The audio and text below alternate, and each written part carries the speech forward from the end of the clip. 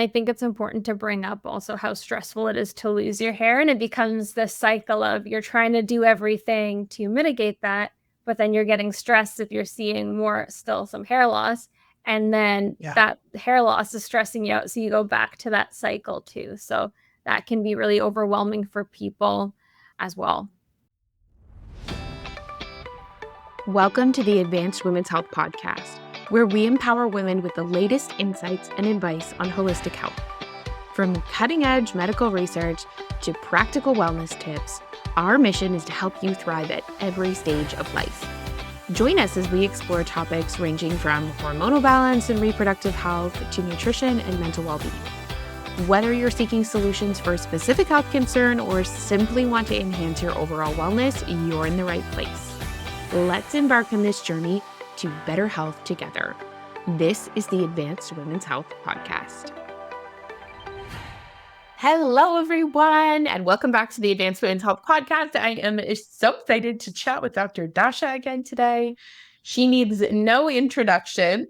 One of our skin and, as you will hear about, hair lovers at our Vancouver clinic, but she also supports a lot of our BC patients across the province. So I am so excited to have you back today, Dr. Dasha, to talk about hair loss. It is something that is personal to you. I have experienced hair loss, which you would not know by looking at the hair on the top of my head right now, but it's something that has such a dramatic impact on women and their confidence.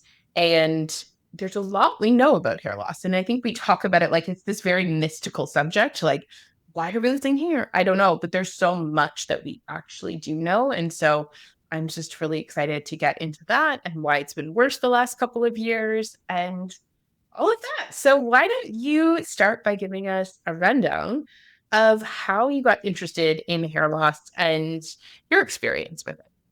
Yeah. So, how I got interested with hair loss is I've had a really personal connection to it. So, when I was in my undergrad, I was diagnosed with alopecia areata. So, at this time, I had no idea what was going on.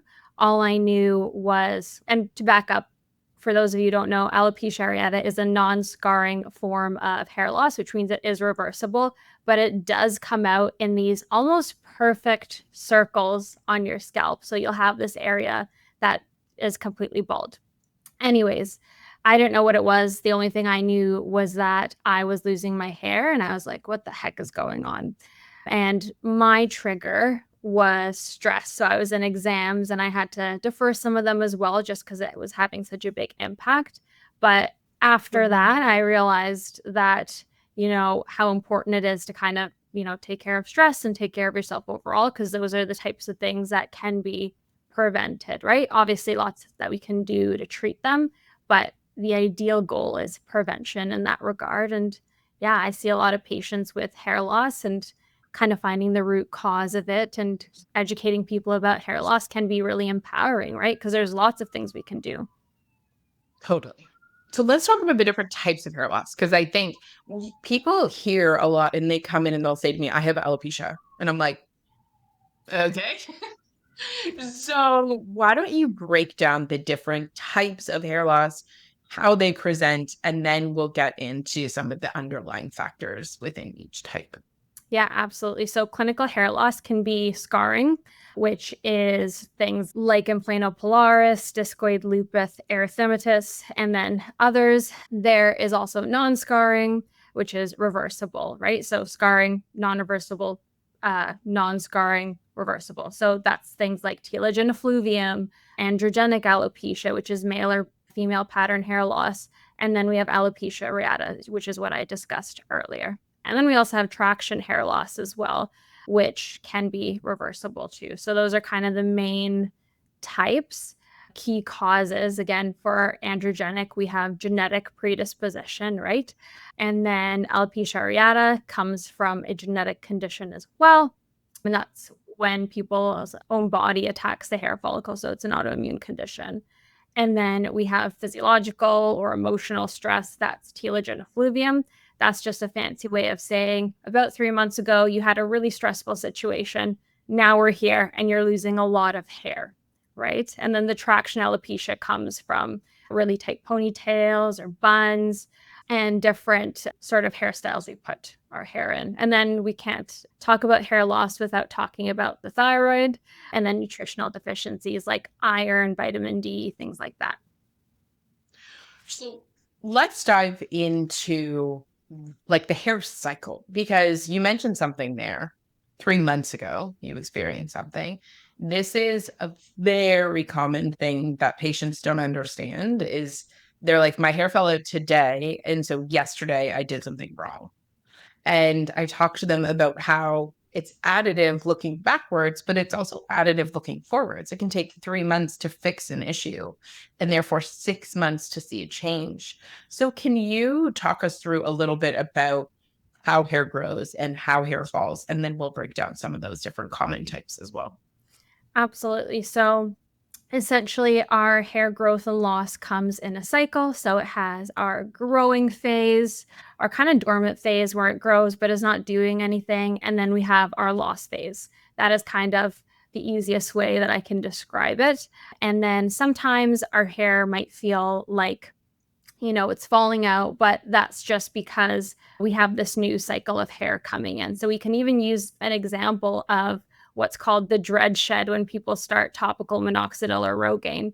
One of the side effects is hair falling out, but that's because the hair cycle is kind of restarting and we are getting that new growth. So it's also a sign that it's working. So a lot of the times our hair will shed, but that can be either a bad sign or a good sign. Good sign in terms of if we're initiating a treatment and we're seeing new growths of follicles and things like that. Bad sign if it's scarring and not coming back. Gotcha. I've never heard that term. That's cool. Interesting. Okay. So then when we're looking at that hair growth and life cycle, what impacts that? Yeah. So, big thing, emotional and physiologic stress, right? Whether that's a stress that we got from an external perspective, like, in my case, exams are really stressing me out in university. I feel like it can feel like the worst thing in the world Yeah. going through those exams, and that has a huge impact on us. So, that's one of the factors there. Again, this is something we talk about all the time as well, but insulin is a big one too, right? So, if there is inflammation, that can cause hair loss as well. And then nutrient deficiency wise, if you don't eat enough protein and you're not giving your body the building blocks to actually grow hair, it's Yeah. not going to prioritize that, right? It's just going to prioritize, okay, I have been allocated this amount of nutrition to keep you alive. I am not going to focus on making sure your hair grows or things like that, right? Totally. So, yeah, we were talking. I had a patient and she was eating like 40 grams of protein per day. And we did so much. So, when she was telling me what she ate, breakfast, lunch, and dinner, she's like, okay, yeah, in the morning I have eggs and greens and whatever. Okay. Lunch, I have a big salad with chicken. Dinner. And so she's outlining what she's eating. And I'm like, oh, that all sounds really good. Okay, fine, whatever. But we had tried iron, we had tried B vitamins. We layered in collagen. We worked on anti-androgens. She had an autoimmune condition, so we were supporting that. We supported gut health. Like we had done so many things, and it was just this like, no, not seeing anything, not seeing anything, not Mhm. seeing anything. So I was like, okay, listen, dude, I need you to track what you're eating because there were some other symptoms. There was some fatigue. There was some anxiety, specifically mid afternoon or around food restriction when she was trying not to snack. There was waking at night. Like, I was like, oh, there were some signs here that you're not eating enough. So, anyways, I got her to get one of those apps and just track what she's eating. Like, I call it measuring it, weigh it, measure it, like, measure it. Just do it for like 3 to 4 days. And she was eating between 20 and 35 or 20 and 45 grams of protein per day. And I was That's like, crazy. oh, okay, dude, now it's very clear why this is happening and what's going on. And so we were able to remedy that. And then she sees the benefits of what we've been doing. But it's such an important point, and that's why we were talking about it in our team call, is because you can do all the right things and have one factor missing and your hair can continue to fall. And I think that is such a frustrating reality for people, especially when you try everything for 3 months. right? You try the iron for 3 months. You try your B vitamins for 3 months. You're trying these things for a long period of time. And so it can feel really overwhelming. And I think it's really important to note that as well, which is also why we get patients to invest upfront in lab testing, because then we can treat the insulin and the blood sugar and the inflammation and the iron and the testosterone at the same time, so that in 6 months you can notice a difference. Exactly. And I think it's important to bring up also how stressful it is to lose your hair. And it becomes this cycle of you're trying to do everything to mitigate that, but then you're getting stressed if you're seeing more, still some hair loss. And then Yeah, that hair loss is stressing you out. So you go back to that cycle too. So that can be really overwhelming for people as well. definitely. So then how does insulin and blood sugar impact hair loss? Yeah, I mean, we talked about this during the acne piece as well, but it does upregulate androgen receptors, right? So kind of comes back to that mechanism of action there. Another thing as well that I didn't mention, but kind of plays into it too. But when we eat something that has a higher insulin response, our skin can become oily and our scalp can also become oily as well. So we have to look at the health of the scalp as well. So if someone has like a pre-existing condition like seborrheic dermatitis or even any sort of dandruff, flakiness in the scalp, that can make those types of conditions a lot worse too, right? Because essentially, if we're looking at seborrheic dermatitis, the key to that is the Malassezia species of yeast, and the yeast loves to feed on the sebum. Dasha just loves to come in hot with her mites and her finance. I love it. I love it all.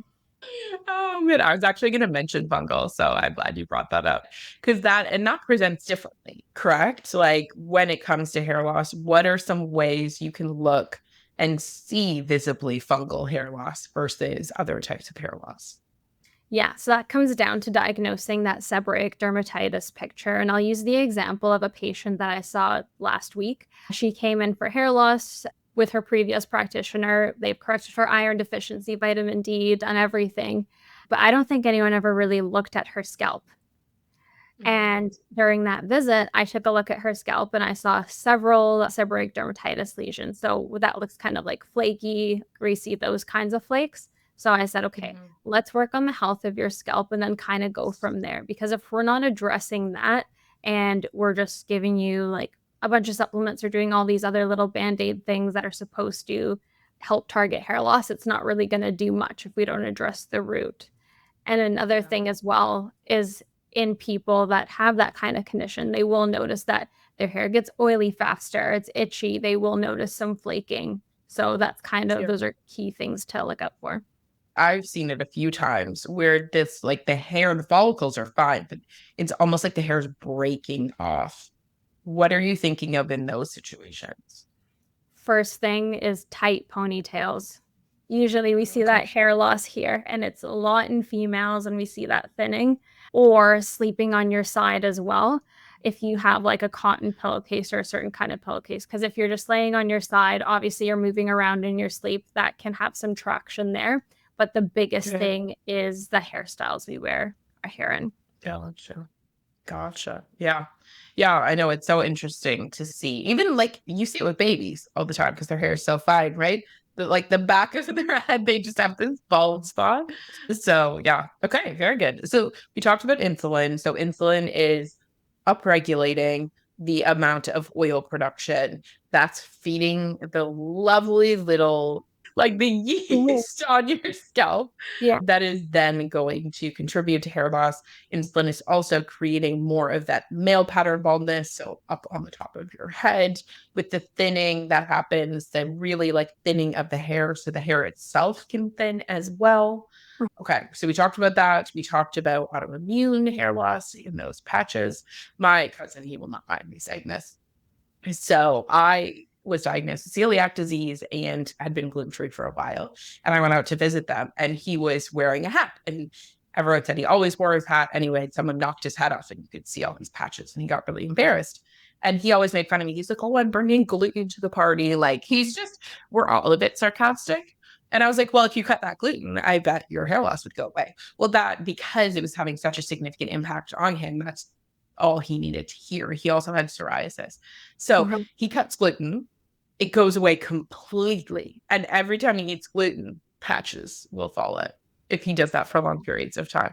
So you can see really significant changes as well in that autoimmune process, but his is more psoriatic driven, right? Like it's same thing, but psoriasis being one of the big drivers. So it's so interesting how the human body works in that way. Yeah, it's very interesting. He must have been super sensitive to that gluten. Yeah. Yeah. Well, pretty much everyone in my family, if tested, has celiac. So you see it just like stripes down the sides of all You of guys are the us. Yeah. lucky ones. Yeah, exactly. Exactly. Okay. So then in terms of nutrients, we Mhm. have, I'm going to call protein a nutrient. So being in that category.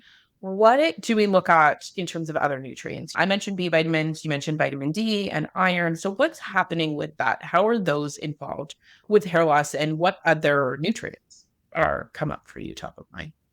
Yeah, so how those are involved in sort of that hair loss picture, like iron levels, they help support hair growth, and obviously when we're Mhm. iron deficient, we do notice some of that hair loss as well. So I don't know the exact mechanism of action as to how vitamin D impacts hair loss, but there have been some studies that show people that do have hair loss also concurrently have lower vitamin D. Now, whether there's a direct link to that or if it's just an association, again, I don't think that people in general should be walking around with vitamin D deficiency anyway. So it's a really low hanging fruit that we can correct. And when you look at vitamin D deficiency, we know that vitamin D controls an aspect of our immune system called T regulatory cells. Okay, well, that's going to affect autoimmunity. We know it's going to affect your immune system, even outside of that, it's anti-inflammatory. We know that it supports insulin and glucose signaling. You know what I mean? Like we go down the list, we know that it has an impact on gut health, which is therefore absorption. So it has an impact on mood and therefore what you eat, right? So there's so many mechanisms, I think. Vitamin D is one of those pillar ones that you don't think about until it's deficient.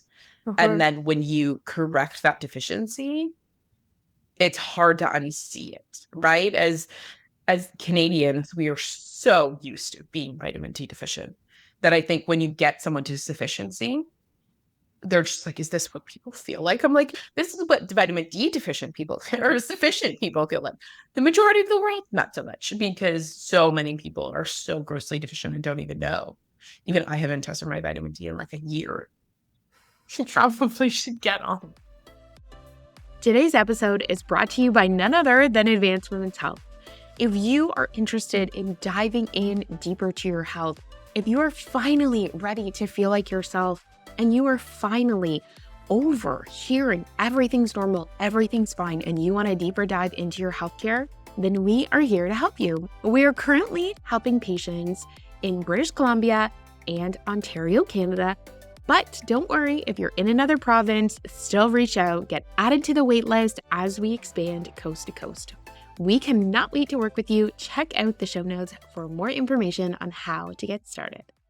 So then, outside of that, androgenic hair loss, is there anything outside of what we talked about with the insulin that we should know about with androgenic hair loss? Well, that's a bit of a tough one because if we're looking at female versus male, we would kind of address it a little bit differently sometimes because we also don't want to tank anyone's testosterone because Yeah. then especially if someone's already feeling like tired, lower mood, things like that. So having that discussion of, hey, if we try to lower this, then you might have some impacts there. But what we are really after is targeting that DHT. And Mhm. for males, you can do, or females, you can do topically like finasteride or dutasteride, which are pharmaceuticals. I believe pumpkin seed oil has some evidence as well for being anti-androgenic, as well as Like saw topically palmetto. I believe or orally? topically and orally. Cool. I've seen a little bit of that research, more on like prostate stuff, but that's For- interesting. Yeah, Pumpkin very. seed? Yeah, Yeah, I think Genestra has one. they do. Yeah.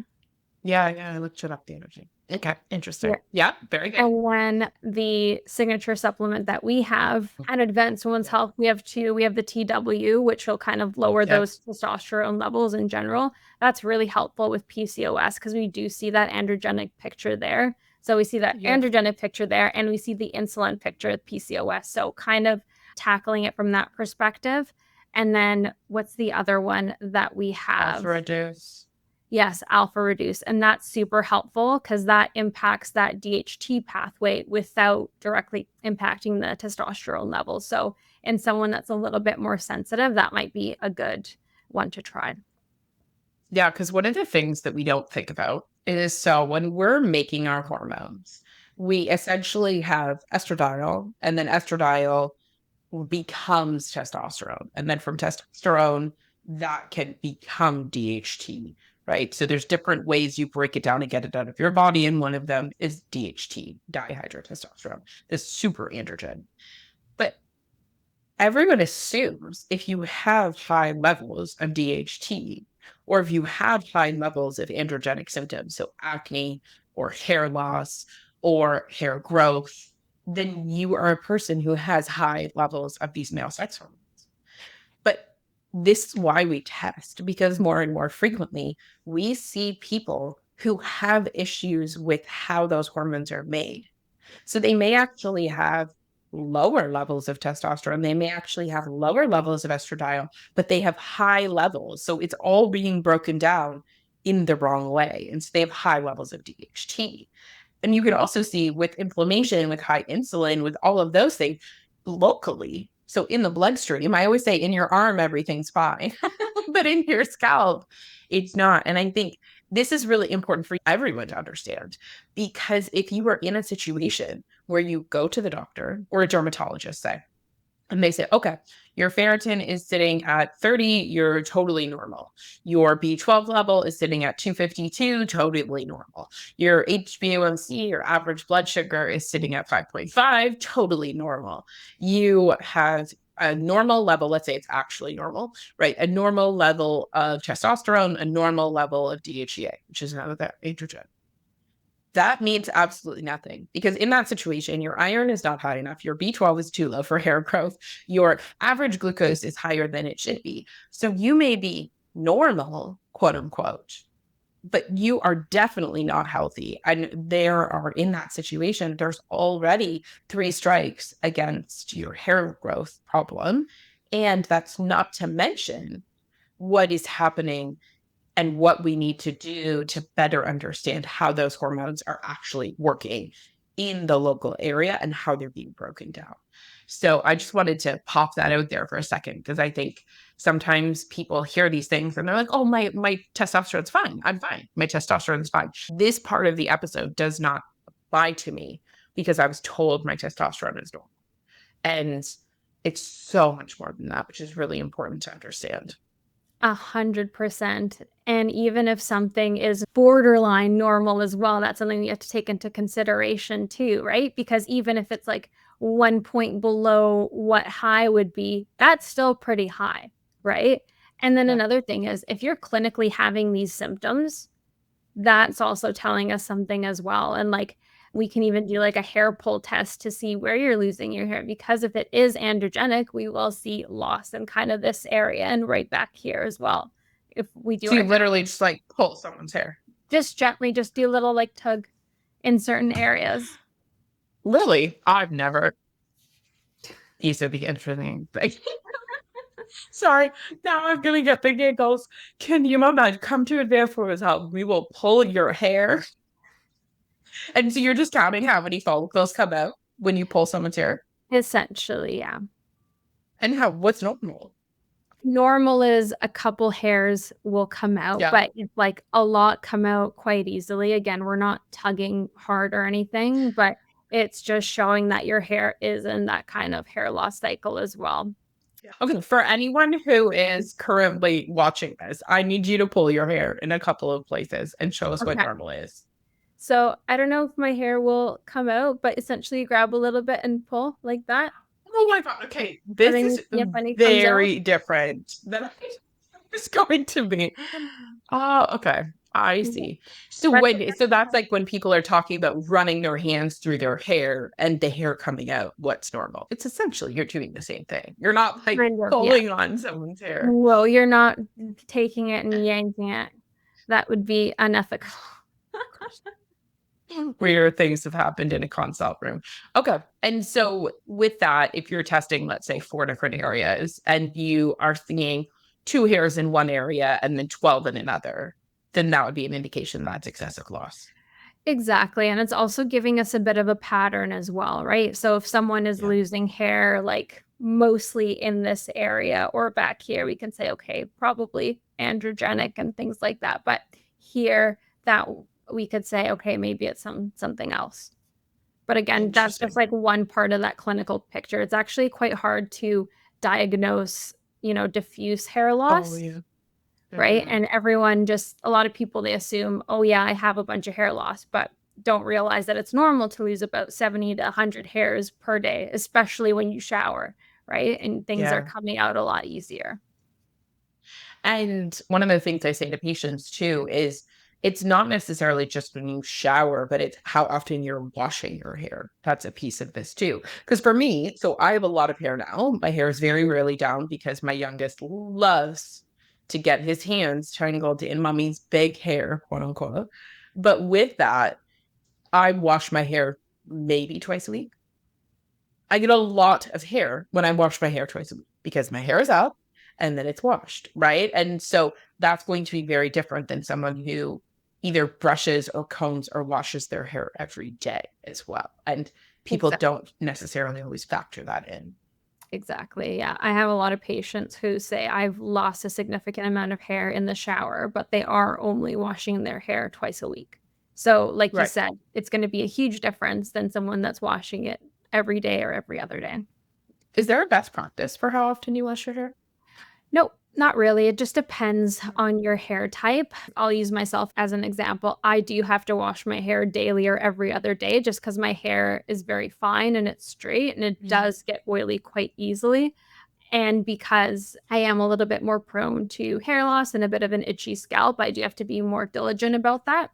So if someone has that type of hair, then I would recommend, more frequent, or if they have a little bit of evidence of seborrheic dermatitis or any other scalp conditions, it would be good to do a bit more frequent washing, again, with the right shampoo as well. Yeah.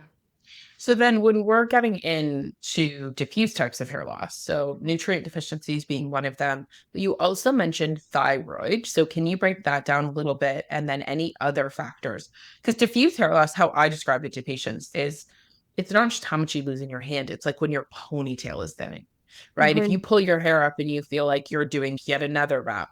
So walk us through that process because it's definitely something we're seeing quite often these days. Yeah. So, like you said, diffuse hair loss is kind of that overall hair loss. We'll notice thinning in some areas. It can be more prominent in one area than the other. Really common is right here at the temples. That's just because we can see and notice our scalp more there, right? When we're looking up here, Mm. it looks fairly full. With that being said, going back to the thyroid picture, again, with hypothyroidism or Hashimoto's, we do have everything kind of slows down, is the best way to Mhm. describe it. So we do notice some hair thinning there. And then with nutrient deficiency, again, we things slow down because our body's not prioritizing our hair growth and we can notice some shedding. And I think another important thing to bring up is the stress component or nervous system component Mhm. of hair loss as well, because significant stress is associated with hair loss. So that's actually this is something that patients have asked me about before with stress. So there's chronic stress, which seems to cause very chronic hair loss. But then sometimes there's also this acute stress pattern where you will see someone, they have a trauma in the family, and then it's like a week later, their hair has thinned. They notice changes. Do you know what's going on there? I've never been able to find an exact answer, but I would love to know your thoughts on it. Yeah, I don't have an exact answer for that either, but if I were to kind of guess, I would say it's probably how our body perceives that stress. Like if something is Yeah. very significant, our body feels that, right? And we can Mhm. have this really big cortisol response. And if you, let's say, you're filling your glass with a little bit of stress daily, and then something really big happens, it can Yeah. feel like all that hair fell out overnight, but indeed, it might just be an accumulation of things that have happened before. Because if we're living in our current world, there's lots of things that can cause stress, whether that is, life, work, school, viruses, things like that, right? So that's Yeah. probably what's causing it. It might just be that big stress was that tipping point. Yeah, totally. So let's talk about viruses. We were talking about this before. It feels like an elephant in the room. It's something that we're probably going to get hate for talking about, but honestly, I don't care. Like, we need to start talking about these things. There is a direct correlation between COVID and hair loss. And so, walk me through that. What's going on there? What have you seen that is similar and or different than other types of hair loss? Because there's tons of research coming out on it right now. So yeah, I would love to know your take, your thoughts on what's going on. Yeah, my take on that is that it was likely a big stress on our bodies, and people are getting a lot sicker than they have been historically, I feel like. And Mm-hmm. the stress does impact the hair, and we notice some of that loss, whether that is from like a direct mechanism of that specific virus, an overactivation of the immune system causing something like Yeah. alopecia, or like I said, just that hit on the body where it's like very stressful and we're noticing hair loss. Yeah, it's like you can't differentiate. And this is what I explain to people so much. Lovingly, a lot of them don't appreciate my opinion on this. Most people didn't go through the lockdown in a state of calm. They watched the news, they were terrified. The amount of alcohol consumption skyrocketed, like truthfully skyrocketed. The amount of activity plummeted. People were not leaving their houses. They were definitely not getting their 10,000 steps. They would have definitely lost the Advanced Women's Health Challenge, but they were not getting their steps in. They were eating foods. Like, when I think back to that period of time, like, I was always pretty chill about it. I feel like it takes a lot to get me worked up, to be completely honest. When the whole toilet paper thing happened, I thought it was a joke. And so we actually ran out of toilet paper because my husband's like, we need to get toilet paper. I was like, that is insane. That is insane. We're never going to run out of toilet paper. Look at how much toilet paper is at Costco. Look at how much toilet paper is at Loblaws. Like, we're never going to run out of toilet paper. And sure enough, he went to 3 stores and no toilet paper. Think back to that, everyone. Now, give yourself grace. Don't judge yourself. Give yourself grace. But like, my parents were those people that like stocked up. So they brought us toilet paper, dropped it off at our front door, waved to Benjamin. To our point, there are so many stressors, right? We look at the pillars of health, right? The foundations: blood sugar and insulin, inflammation and immune system, gut and liver, nutrient deficiencies, mitochondria, nervous system. The COVID pandemic was a period of time that every single one of those stressors happened at the same damn time. You ate like crap, probably, maybe not, but a lot of people did. Their diet slipped. Wore stretchy pants every day, so they didn't know until they went to put on their jeans a year later, and they didn't fit. Then we look at the immune system and inflammation. So obviously, huge amounts of inflammation and viruses affect the immune system. Then we look at liver with all that alcohol. Plus, we know that COVID causes, in many people, post-viral, what we call hepatitis, so liver inflammation. We know that the gut microbiome is dramatically, in fact, impacted by everything, by alcohol consumption, by movement, by, again, like the virus itself. Nutrient deficiencies, so COVID and a lot of other viruses and bacterial imbalances actually overuse our iron as fuel sources. So it changes the nutrients we have available. We see more vitamin D deficiency because people are outside even less. We Mhm. saw so many other nutrient deficiencies that came up with respect to zinc and B vitamins. So that was a huge one. We also know that viruses can damage the energy producing powerhouses of our cell, our mitochondria. If you don't have energy, you don't grow hair. And then the nervous system, which explains itself. But I think in my very short youthful life, it was one of the periods of time that we have seen all of those stressors at the exact same time. And I think that is part of why we see lower DHEA. That is part of why we're seeing hair loss. We're seeing more weight loss resistance. We're seeing more burnout and mental health challenges. Like, yes, it was because of what happened, but it's also because it all happened at once and the systems just broke down. Exactly, yeah, it was just a big overload and a stress in the body, and in general, like, if we're getting sick, we're not making the best decisions in our meals or daily activities, and, at that time, maybe your hair is, like, the least important thing that you're thinking of, but then when you're not giving your body those building blocks to develop Yeah. hair, grow hair, then it's not gonna prioritize that, right? It's just gonna wanna keep you alive and keep you going. Absolutely. So then, other than that, people coming to see you, you pulling their hair, you no, I'm joking. I don't pull everyone's Um, hair. Not everyone. but let's walk through and talk about what are we doing for assessments. I think we covered a lot of them loosely, but what are we doing for assessments?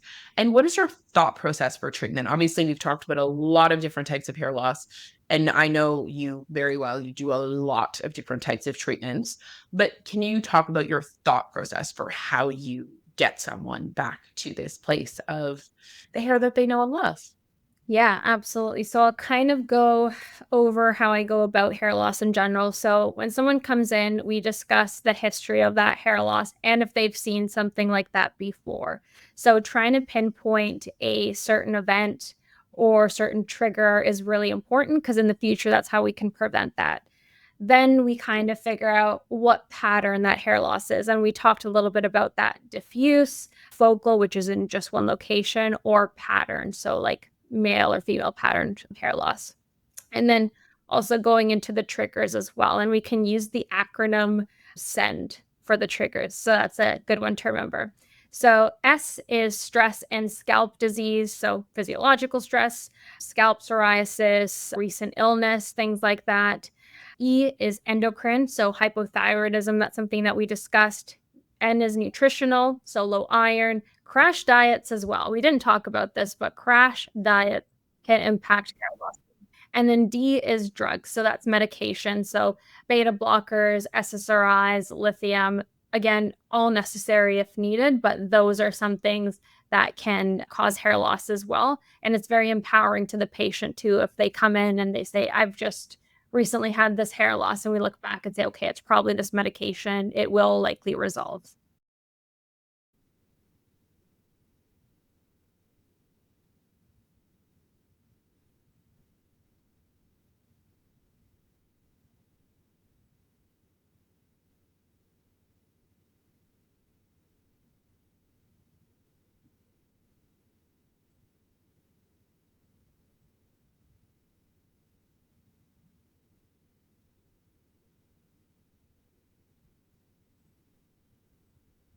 Mhm.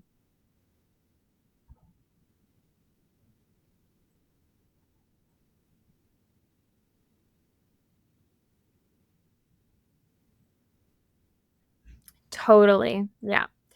Physical exam wise, again, we talked about the hair pull test, but we also talked about the scalp inspection too, which I think is important, right? Because some people say, I have no idea why I'm losing hair, but you look at their scalp and it is flaky, looks itchy, there's something going on there. So addressing that's going to be important. We talked a little bit about labs. So the ones that I like to do are the complete blood count and differential, looking at the thyroid as well, iron, if there is autoimmune history in the family, running those markers as well, the androgenic hormones, and then things like we talked about iron, B12, vitamin D, and then cholesterol too, right? Because we need cholesterol to make the healthy amount of hormones to also help support us. Yes.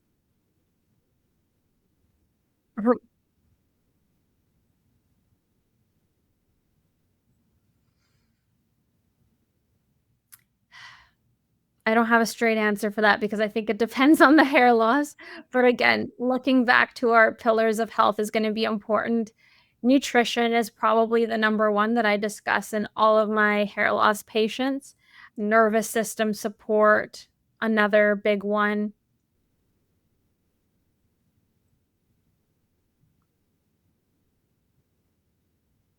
Mhm.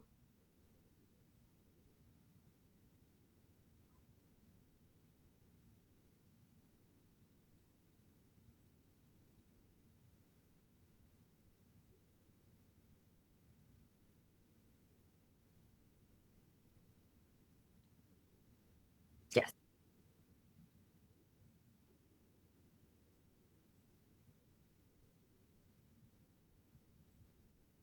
Absolutely. So we'll kind of start off with the topicals. So those are things like minoxidil and finasteride.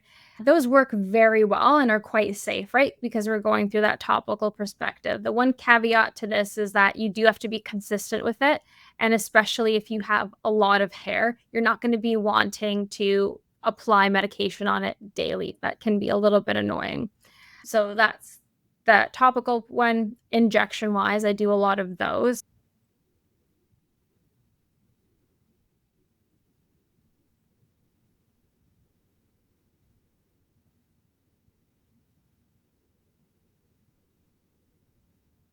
Yeah, so minoxidil, like, you can do it topically or orally. If you stop taking it, a lot of people immediately think that they're gonna just lose all their hair right away. That's not the case. However, if you don't address that root cause, your hair will kinda go back to what it was before. Again, doesn't happen overnight, but you will notice that you aren't stimulating that growth phase. Yeah.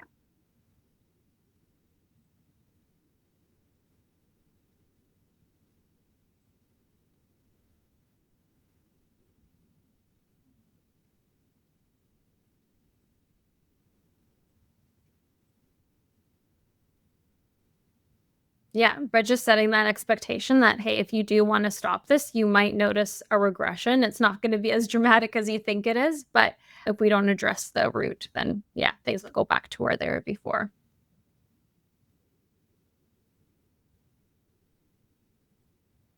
Yeah. So the most classic one, corticosteroid injections, and that's very helpful for things like alopecia areata, helpful when there is still a little bit of hair for lichen planopilaris, because with scarring alopecias, there's not really a point in doing these things if the follicle's not there anymore, right? So that's a bit of a tough conversation to have sometimes. But at that point, we're just trying to prevent further hair loss, and that's something we can do with corticosteroid injections. Other injections, probably my favorite. I do love PRP. So PRP is platelet-rich plasma therapy. And the procedure with that, well, you might have heard of a vampire facial. You can think of it as like a vampire facial for your scalp. So we're taking your blood, spinning it down, collecting the platelets at a certain concentration. So this is the part that's really important. When we are trying to stimulate hair growth, we do need to have a certain concentration of platelets. About 3 to 5 times baseline is where the research is. So that's where you get the most efficacy with stimulating that follicle and hair growth. So basically, we'll take that and inject it into the scalp. And oftentimes, people will opt for microneedling as well. So when we do the microneedling, there are tiny little needles that go boop to your scalp and help stimulate that hair growth. It's like telling your body, hey, something's going on here, come heal me. So a lot of people do see success with just microneedling. However, it's always better to do, that PRP along with the microneedling. And people will even do microneedling with things like minoxidil. That drives the product just deeper in. And then you get more of a response in that regard. So interesting. And then when it comes to using IVs in hair loss, is that something that you use as well? Because again, we're talking about more better, quicker. For So what are some of the different things you think about when it comes to IV nutrient therapy in hair loss? Yeah, for IV nutrient therapy, typically it's about restoring any missing pieces we have from the diet. So let's say I actually have a patient who isn't able to get as much nutrition as she wants to get. So we're trying to help support that, but we're also doing IV therapies where we'll add things like Travasol or amino acids in order to Mhm. help bump that up and give her the building blocks. With that being said, it's not like a magic cure, but it's just something else we can do to help support you and support that hair growth, because ultimately we're just trying to give your body the nutrients it needs to succeed. And what success looks like in this case is that hair growth. Yeah. And I always say to people, I cannot make your hair grow, but I can create an environment in which hair growth is the logical outcome. Mhm. And that's always what we're trying to do is create this environment. where the hair wants to grow. And I think it is so simple and so challenging all at the same time, which is where people will seek so many different providers to get help for their hair, because there are these fundamental things that just need to be in place. And if they're not, it's not going to work. It doesn't matter what topical, it doesn't matter what topical peptide, exosome, this, that, and the other thing. If the fundamentals are not there, we cannot convince your hair to grow. And it's very frustrating. But I think when you understand the back end of it, it's very empowering, because that also means there's a playbook that you can use to get where you want to go, which is very powerful. Exactly. And like we talked about before, just setting the expectation that your hair is not going to grow back right away. It takes Yeah. time, and that can be really frustrating and not what people want to hear. But having that conversation is so important, because you don't want people to think, oh, yeah, everything's just going to magically grow back in a couple weeks, when that's really not the case. Absolutely. So on that note, is there anything else you want people to know about hair loss? Is there anything that you really wish you could drive home to them? One thing that we haven't touched about before is the biotin conversation, because Right? Yeah. everyone touts biotin as this like magic thing that's going to help grow your hair. No, not the case. Because, well, biotin will only support hair loss if there's a biotin deficiency. If there's not, Mhm. which in our society, biotin deficiencies are very rare. So there's not really a point in just like over supplementing that. And if you supplement it, that can also impact your labs as well. So that's a big Mhm. one too. Yeah, definitely. This is what I always say is our world is so different because we have so many educated clinicians in one spot. And so we're always like elevating the conversation, that sometimes those fundamental things you see if you Google it don't even come up in conversation. So thank you for taking us back there. Is there anything else you want us to know? With your hair loss, just meet yourself where you're at. And sometimes some people have a little bit of hair loss, sometimes people have a lot. Again, Yeah. doing those easy things you can do at home, like getting the proper nutrition, exercising, taking care of yourself, is going to make a huge impact.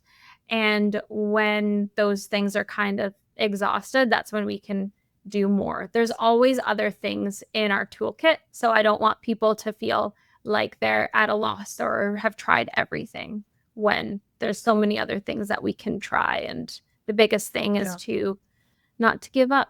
Absolutely. Again, that's the thing. We didn't even get into red light therapy and some of the research on Mhm. that, right? Some of the natural topicals. So maybe we'll do a part two, but there are so many tools in the tool belt. But fundamentally, if you have high insulin and glucose, you do not have enough iron or nutrients or protein, it does not matter how much red light therapy and PRP and this and that you're doing. If you're getting a result, it's temporary. And I think that is something that whenever you're investing your time, your money, your energy, we want you to know fundamentally, like, these are the pieces, these are the building blocks. Then as soon as those are in place, let's get you hair down to your ass if you want to, right? But it has to be on a solid foundation. Otherwise, it's just going to fall out in 6 months anyways. Exactly. Yes. Very good. Well, thank you for coming back again, Dasha. It's always lovely to chat. I always learned something new, and we always got fun in the process, which is the main reason we're here. So thank you for always sharing your wisdom and knowledge. If anyone wants to book in with Dasha, if you're in BC, she can help you virtually. If you are in the Vancouver area and you want any of those special treatments, we can offer those as well. So in any situation, excited to support you in your hair loss journey, and we will talk to you next week. Bye. Bye.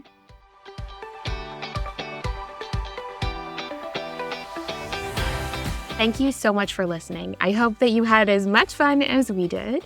And if you loved today's episode, share it with a friend and leave us a review. That is how we spread this message, and that is how we are going to revolutionize healthcare in Canada for women. Have a beautiful day and be well.